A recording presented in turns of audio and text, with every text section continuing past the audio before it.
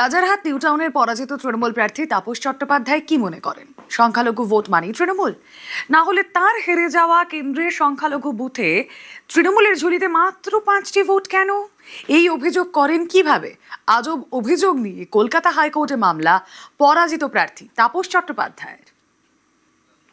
গণনাই হয়নি, এটি মুসলিম বুথে আমি নাকি 5 ভোট পেয়েছি, সিপিএম 1 ভোট পেয়েছে। দল আর রাজ্যের শাসনে নেই, বিজেপির কাছে চুরমার হয়ে গিয়েছে 15 বছরের তৃণমূল দুর্গ। কিন্তু এই হার অনেক নেতাই যেন মেনে নিতে পারছেন না, তাই ছুটছেন আদালতের দুয়ারে রাজারহাট নিউ টাউনের পরাজিত তৃণমূল প্রার্থী তাপস চট্টোপাধ্যায়। ভোট গণনায় কারচুপির অভিযোগে কলকাতা হাইকোর্টে মামলা করেছেন তিনি। রাজারহাট নিউ টাউনে পুনর্গণনার দাবিও জানিয়েছেন। বিজেপির পীযূষ কানুরিয়ার কাছে 316 ভোটে হেরেছেন তৃণমূলের তাপস চট্টোপাধ্যায়। হাইকোর্টে করা মামলায় তার অভিযোগ, ভোট গণনায় কারচুপি হয়েছে।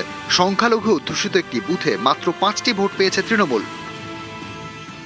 গণনাই হয়নি, এটি মুসলিম বুথে আমি নাকি 5 ভোট পেয়েছি, সিপিএম 1 ভোট পেয়েছে। কাউন্টিং এ মেরে ধরে বের করে দিয়ে বলতে পারেন যে একদম রাষ্ট্রীয় সন্ত্রাস। মহামান্য আদালতের কাছে বিচারাধীন, মানুষের রায় রিফ্লেকশন যেন বিষয়টা আসে, এটার জন্য আমি আবেদন করছি। আবার চাইছি, আমি চাইছি আদালতের তত্ত্বাবধানে রাজারহাট নিউ টাউনে আমি মিনিমাম 20,000 বেশি ভোটে আমি জিতেছি। প্রায় 95-এ তার বেশি ভোট হচ্ছে সেখানে সংখ্যালঘু ভোট। সেই রকম বুথে যে ন্যারেটিভে ভোট হয়েছে এবছর, সেই ন্যারেটিভে তিনি কি করে মাত্র 5টা ভোট পান এবং সেখানে কি করে হিউজ ভোট পায় বিজেপি, এই প্রশ্ন তিনি তুলেছেন মামলায়। এবং তার পরিষ্কার অভিযোগ, নির্বাচন কমিশন নিরপেক্ষভাবে কাজ করেনি, তাই তাকে এখানে তার জয়টাকেই কার্যত পরাজয় হিসেবে দেখানো হয়েছে। সংখ্যালঘু ভোট মানেই তৃণমূল, তাপস চট্টোপাধ্যায় কি তাই মনে করেন? সংখ্যালঘুরা কি নিজেদের পছন্দ মতো অন্য কোনো দলে ভোট দিতে পারেন না? সংখ্যালঘু এলাকার সিংহভাগ ভোট তৃণমূলই পাবে এমন কি কোথাও লেখা ছিল? সংখ্যালঘু ভোট অন্য দলে গেলে তা কি অস্বাভাবিক? ঘাসফুল শিবিরের নেতারা কি সংখ্যালঘু ভোটকে এতদিন তৃণমূলের সম্পত্তি ভাবতেন? তৃণমূল কংগ্রেস, মমতা বন্দ্যোপাধ্যায় বা তৃণমূল কংগ্রেসের নেতারা দীর্ঘদিন ধরে মনে করেছে যে তারা একটা কমিউনিটির মালিক হয়ে গেছে। সেই কমিউনিটি ডান দিক যাবে না বাঁ দিক যাবে সেটা মমতা ব্যানার্জি ঠিক করে দেবে, এটা হতে পারে না। দীর্ঘদিন ধরে তৃণমূল কংগ্রেস মাইনরিটিদের গোলাম হিসেবে ট্রিট করেছে, মনে করতো যে তারা মাইনরিটিদের নিয়ন্ত্রণ করবে। কোনো কমিউনিটিকে বারবার করে ছোট করে দেখা, ইনফিরিয়ার করানো, এটা আলটিমেটলি মাইনরিটিদেরকে সব থেকে বেশি ক্ষতি করেছে। অর্ণব হাজরা, নিউজ 18 বাংলা। রাজ্যের পর্যটন মানচিত্রে আরো এক নতুন নাম, কি? হলদিয়া। বন্দর শহর হলদিয়াকে এবার নতুন সাজে সাজিয়ে তোলার ভাবনা পূর্ব মেদিনীপুর জেলা প্রশাসনের। পর্যটন দপ্তরকে প্রস্তাব পাঠাবে জেলা প্রশাসন।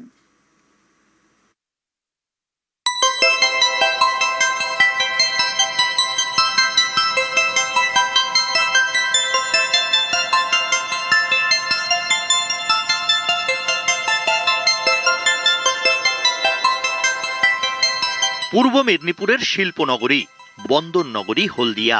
অস্তমিত সূর্যের আলোয় নদীর গায়ে হলুদ, লাজে রাঙা কোণে বউ। দেখেছিলাম সেদিন হলুদ সন্ধে, বসেছিলে তুমি হলুদ গায়ে। হলুদ শাড়ি, সবুজ সাদা পাড়ে, আলতা রাঙা পায়ে।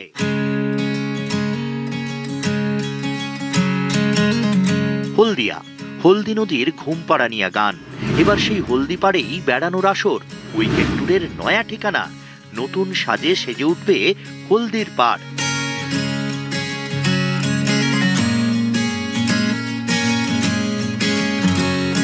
সরকারের পালাবদলের পরেই পূর্ব মেদিনীপুরকে নতুন সাজে সাজিয়ে তোলার ভাবনা পূর্ব মেদিনীপুর জেলা প্রশাসনের।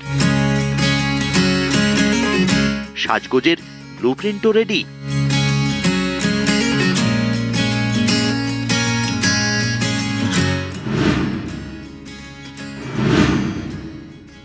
डेवलपमेंट प्रोग्राम के तहत আমরা গঙ্গা কিনারে সৌন্দর্যায়ন জন্য যে আছে প্রপোজাল তৈরি করাচ্ছি। আমি হলদিয়া আর জিওখালি এরিয়া যে আছে, যেখানে জিওখালিতে হলদি নদী আর রূপনারায়ণ নদী মিশছে, তো ওখানে একটু ভালো টুরিস্ট স্পট হতে পারে। আর আমাদের জেলায় যে আছে পর্যটন নিয়ে খুব ফেমাস আছে, অনেক স্কোপ আছে। এই ছাড়া অন্য জায়গা भी আমরা এদিকে भी और দেখছি কি পাথরচাটা वगैरह যে আছে এরিয়া, যেখানে এখানে খজুরি में भी আছে সিল, मतलब লোনলি সি বিচ এখন পাওয়া যাচ্ছে। তো ওখানেও যদি কিছু আমরা ডেভেলপ করতে পারি, আর সঙ্গে সঙ্গে এই হলদিয়া সাব ডিভিশনে জিওখালি আর হলদিয়া টাউনশিপ দিকে ওইদিকে भी আমরা প্রপোজাল রেডি করাচ্ছি। ভাইবেল হলে ট্যুরিজম ডিপার্টমেন্ট নিশ্চয়ই অ্যাকসেপ্ট করবে আর আমরা আশা রাখছি জরুর ফলীভূত হবে। আমাদের এখানে কলকাতা গঙ্গার পাড়ের মতন হলদি নদীর পাড়ে আমাদের যে দুটো ঘাট আছে, সেই দুটো ঘাটের মাঝখানে ওখানে বেদি তৈরি করে আমরাও সন্ধ্যা আরতি ওখানে যাতে প্রতিদিন হয় ব্যবস্থা করব। বন্দর শহর হলদিয়া বঙ্গোপসাগরের গা ঘেঁষা এক ছোট্ট শহর। দিনভর বন্দরে জাহাজের আনাগোনা, নদী পাড়ের সবুজ গালিচায় প্রাণের আরাম।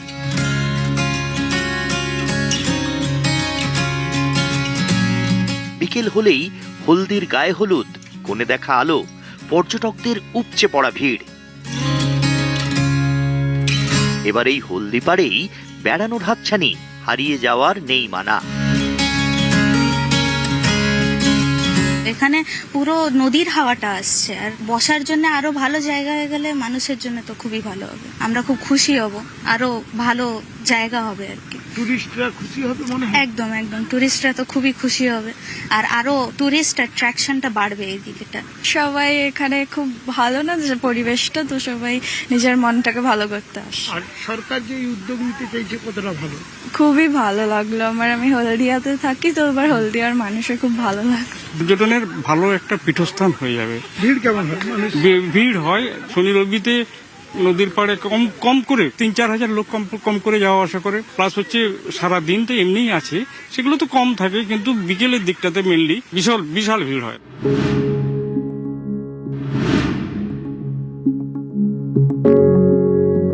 হলদিয়া শহরকে জড়িয়ে রেখেছে রূপনারায়ণ আর হলদি। নদীর মিঠে হাওয়ায় ভালোবাসার গান। দুই নদীর মিলনস্থলে আবার হাত বাড়িয়েছে হুগলি। রূপনারায়ণ, হলদি আর হুগলি, 3 নদীর ঢেউ মিলেমিশে একাকার। যে ঢেউয়ে মিশে আছে শুধুই বেড়ানোর হাতছানি। নদী ঘেরা হলদিয়া, হলদি নদীর তীরে হলদিয়া, সেই হলদিয়ার সৌন্দর্যায়ন একই সঙ্গে নদী তীরবর্তী জেলার গেঁওখালী সহ অন্যান্য উপকূলীয় এলাকাকে ঘিরেও পর্যটনের প্রয়োজনীয় পরিকাঠামো গড়ে তুলতে চাইছে জেলা প্রশাসন। সেজন্য রাজ্যের নতুন সরকারের কাছে জেলা প্রশাসন একটি প্রস্তাবও পাঠাচ্ছেন। লক্ষ্য পর্যটনের উন্নতি। শিল্প শহর হলদিয়া, তাকে ঘিরে পর্যটনের যে সম্ভাবনা রয়েছে তা আরো ভালো করে গড়ে তুলতেই এই উদ্যোগ বলে জানাচ্ছেন জেলা শাসক নিজেই। হলদিয়া থেকে ক্যামেরায় পিন্টু সরকারের সঙ্গে সুজিত ভৌমিক, নিউজ 18 বাংলা।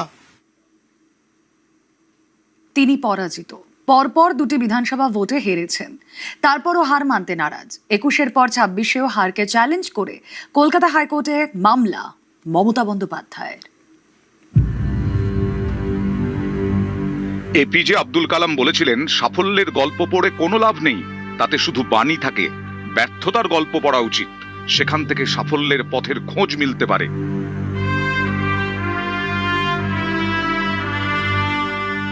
কিন্তু ব্যর্থতার গল্প পড়তে হলে তো আগে ব্যর্থতাটা স্বীকার করতে হবে। হেরে গিয়েছি সেটা তো আগে মানতে হবে। অনেকে যা মানতে পারেন না। কেন, কিসের জন্য? আমরা তো হারিয়ে নিচে যাবো। We didn't lose the election, it is their forceful attempt to defeat আস।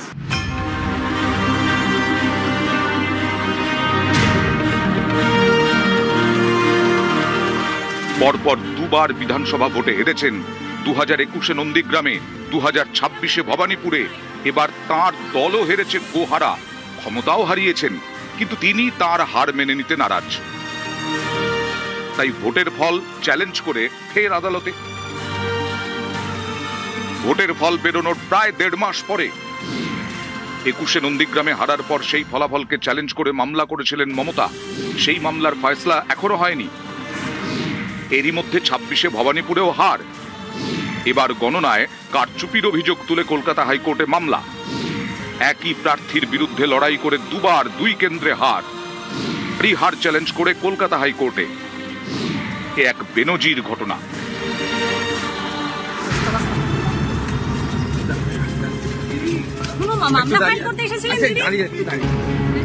2011 সালে পরাজয় নিশ্চিত হওয়ার কয়েক ঘন্টার মধ্যেই রাজভবনে গিয়ে পদত্যাগ করেছিলেন বুদ্ধদেব ভট্টাচার্য। আর মমতা বন্দ্যোপাধ্যায় তো হারটাই স্বীকার করেননি।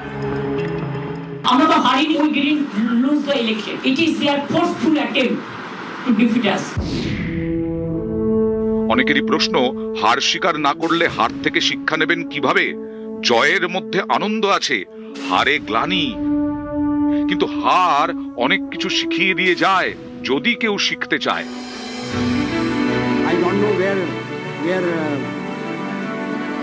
1996 সংখ্যার অভাবে 13 দিনেই রণভঙ্গ দিতে হয়েছিল অটল বিহারী বাজপেয়ীকে। লোকসভার অধিবেশন ডেকে প্রধানমন্ত্রী পদ থেকে ইস্তফা দেন, হার মেনে নিয়েছিলেন। हार मेने निए देन हुंकार, से एक इतिहास। मानते हमारी कमजोरी है, हमें बहुमत मिलना चाहिए, सफलता नहीं मिली वो अलग बात है, लेकिन हम फिर भी सदन में सबसे बड़े विरोधी दल के रूप में बैठेंगे और आपको हमारा सहयोग लेकर सदन चलाना पड़ेगा, इस बात को मत भूलिए।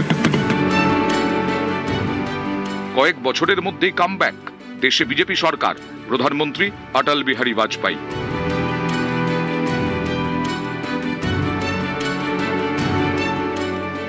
এবার দেখুন ইন্দিরা গান্ধী কি করেছিলেন। একসময় বলা হতো ইন্দিরা ইজ ইন্ডিয়া, সেই ইন্দিরাই ভোটে হেরেছিলেন। জরুরি অবস্থার মূল্য তাকে চোকাতে হয়েছিল ভোটে। বীজের গড় উত্তরপ্রদেশের রায়বেরেলিতে ইন্দিরা হেরেছিলেন রাজনারায়ণের কাছে। ভোটের আগে যার নামও কেউ জানতেন না। ইন্দিরা হেরেছেন, হার মেনেছেন, লড়াই করেছেন, কামব্যাক করেছেন। 1980-তে ফের প্রধানমন্ত্রী ইন্দিরা গান্ধী দেখিয়ে দিয়েছিলেন এভাবেও ফিরে আসা যায়। অনেকেই তাই মনে করেন জয়ের থেকেও কামব্যাকে গৌরব বেশি। কিছু কিছু মানুষ কিছু ভ্রান্তি বিলাস নিয়ে বেঁচে থাকেন, আইন বা আদালত তাকে সুরক্ষা দেবেন।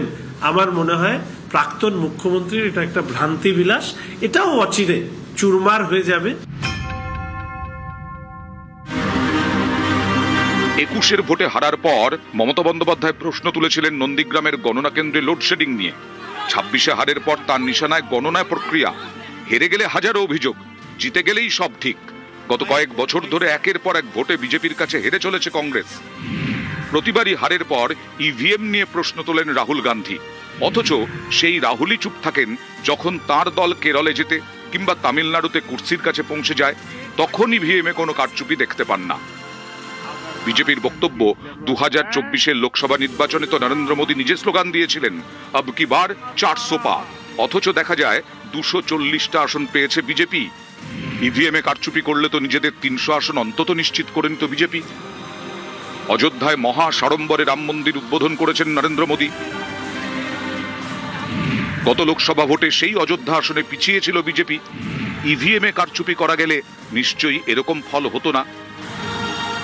240কে মেনে নিয়েই মোদী এগিয়েছেন, ভুল শুধরে নিয়েছেন, যার ফল একের পর এক ভোটে জয়। বাংলা বিহারের মতো রাজ্যেও পদ্ম ফুটিয়েছেন তিনি। এই সাফল্য পেয়েছেন কারণ হারকে মেনে নিয়েছেন, হার থেকে শিক্ষা নিয়ে এগিয়েছেন। আর যিনি হারটাই মানতে পারেন না, তিনি আর হার থেকে শিক্ষা নেবেন কি? তখন গন্তব্য হাইকোর্ট, ভোটে হেরে কোর্টে। নিউজ 18 বাংলা।